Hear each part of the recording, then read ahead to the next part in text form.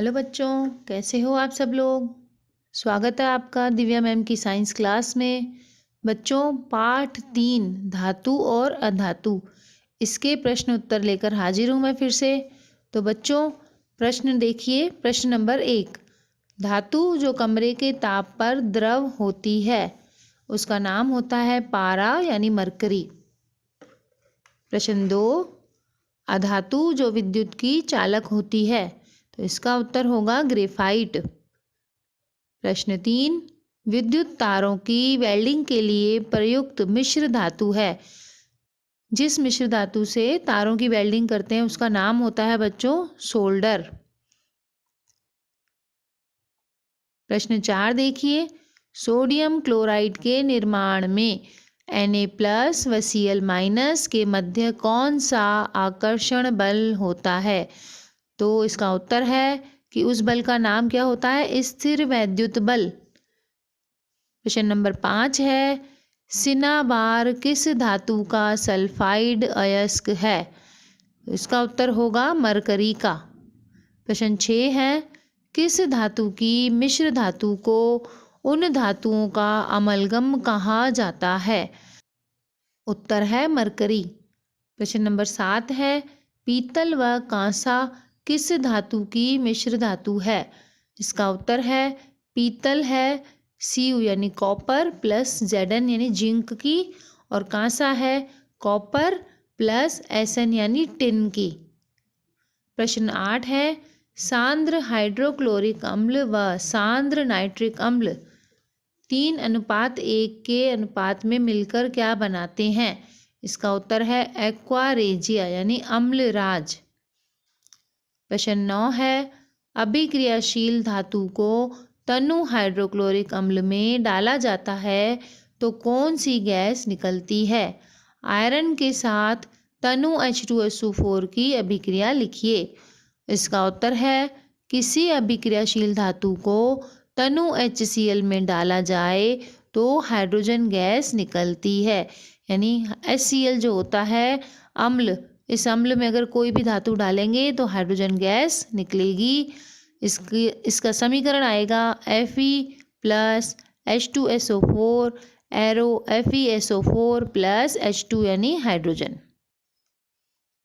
प्रश्न 10 है, उभयधर्मी ऑक्साइड क्या होते हैं, 2 उदाहरण दीजिए। इसका उत्तर है ऐसे धातु ऑक्साइड जो अम्ल तथा क्षार दोनों से अभिक्रिया करके लवण और जल बनाते हैं। यानी अम्लों से भी अभिक्रिया करते हैं और क्षारों से भी। ऐसे उभयधर्मी ऑक्साइड कहलाते हैं। उदाहरण है एल्युमिनियम ऑक्साइड Al2O3। दूसरा उदाहरण है जिंक ऑक्साइड ZnO। प्रश्न 11 है, इलेक्ट्रॉन के स्थानांतरण द्वारा Na2O एवं MgCl2 के निर्माण को दर्शाइए। इसका उत्तर है Na2O का निर्माण 2Na arrow 2Na plus 2 electron, यानी जो 2 सोडियम के परमाणु हैं उसमें से 2 इलेक्ट्रॉन निकल गए। सोडियम का इलेक्ट्रॉनिक विन्यास होता है, इसके नीचे ही लिखा हुआ है बच्चों 281, यानी सोडियम के लास्ट वाले कक्ष में एक इलेक्ट्रॉन एक्स्ट्रा होता है, उसको ये निकाल देता है। तो 2 और 8 बच गए। आगे ऑक्सीजन का विन्यास देखेंगे। ऑक्सीजन के पास 2 और 6 कुल 8 इलेक्ट्रॉन होते हैं। अब इसने वो 2 इलेक्ट्रॉन ले लिए जो सोडियम ने छोड़े थे, तो अब ऑक्सीजन बन गया O2- और ऑक्सीजन के पास इलेक्ट्रॉन हो गए 2 और 8, यानी बाहरी कक्ष में उसके 8 इलेक्ट्रॉन पूरे हो गए।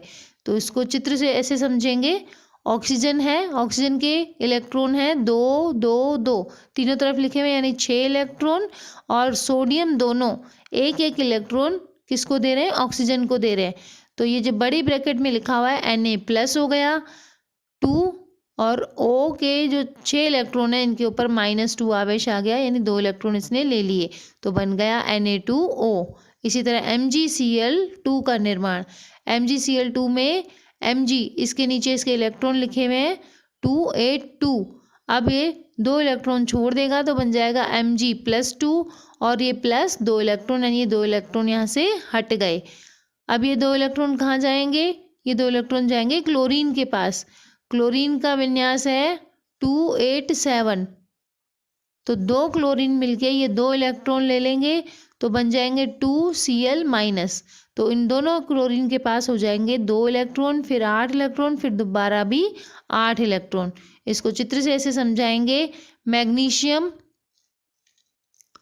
Mg 2 इलेक्ट्रॉन क्लोरीन को दे दिए और 2 इलेक्ट्रॉन दे दिए दूसरे क्लोरीन को, तो Mg+2 हो गया और Cl2 हो गया। अब इसका वो बन गया MgCl2। प्रश्न नंबर 12, सोडियम, पोटेशियम व लिथियम को तेल के अंदर संग्रहित क्यों किया जाता है? तो बच्चों ये सोडियम, पोटेशियम और लिथियम Na, K और Li ये जो धातुएं होती हैं ये बहुत ज़्यादा अभिक्रियाशील धातुएं होती हैं जो वायुमंडल में उपस्थित ऑक्सीजन व नमी से तेजी से अभिक्रिया करती हैं तथा ये आग भी पकड़ सकती हैं। अतः वायु से संपर्क तोड़ने के लिए इन्हें मिट्टी के तेल में संग्रहित किया जाता है, क्योंकि अगर खुली वायु में रहेंगी तो इनमें आग लग जाएगी। प्रश्न नंबर 13 है, निस्तापन व भर्जन में अंतर स्पष्ट कीजिए।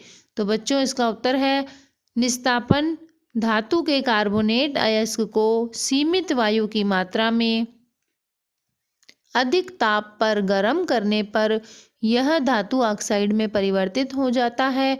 यह प्रक्रिया निस्तापन कहलाती है। यानी निस्तापन में तो कार्बोनेट अयस्क को कम वायु की मात्रा में गर्म करते हैं, और भर्जन क्या है? सल्फाइड अयस्क को वायु की उपस्थिति में, इसमें वायु पर कोई बंदिश नहीं होती, सीमित नहीं होती, वायु की उपस्थिति में अधिक ताप पर गर्म करने पर यह धातु ऑक्साइड में परिवर्तित हो जाती है। यह प्रक्रिया भर्जन कहलाती है। प्रश्न 14, तांबे के परिष्करण की विद्युत अपघटनी विधि का सचित्र वर्णन करिए। तो बच्चों ये तांबे के परिष्करण की चित्र है। इस चित्र को ध्यान से देखिए और अपनी कॉपी में बनाने का प्रयत्न करिए। इसमें एक कैथोड है, एक एनोड है और एक विद्युत परिपथ से जुड़े हुए हैं जिसमें कुंजी है, बैटरी है और अम्लीकृत कॉपर सल्फेट का विलयन भरा हुआ है, एक टैंक है और जो अपद्रव्य निकल रहे हैं एनोड पंख के रूप में। इस विधि को नीचे समझाया गया है। इस विधि में अशुद्ध धातु को एनोड पर तथा शुद्ध धातु की पतली परत को कैथोड बनाया जाता है। धातु के लवण के विलयन को विद्युत अपघटय के रूप में लेते हैं।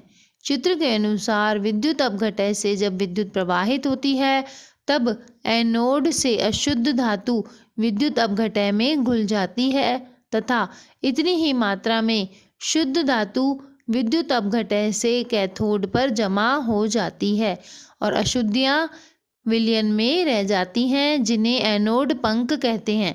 बच्चों ये प्रश्न भी आता है एनोड पंख किसे कहते हैं?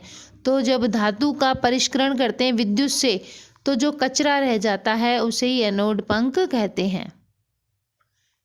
प्रश्न 15 है, जब कॉपर सल्फेट के विलयन में जिंक के टुकड़े डाले जाते हैं तो कॉपर सल्फेट का नीला रंग गायब हो जाता है।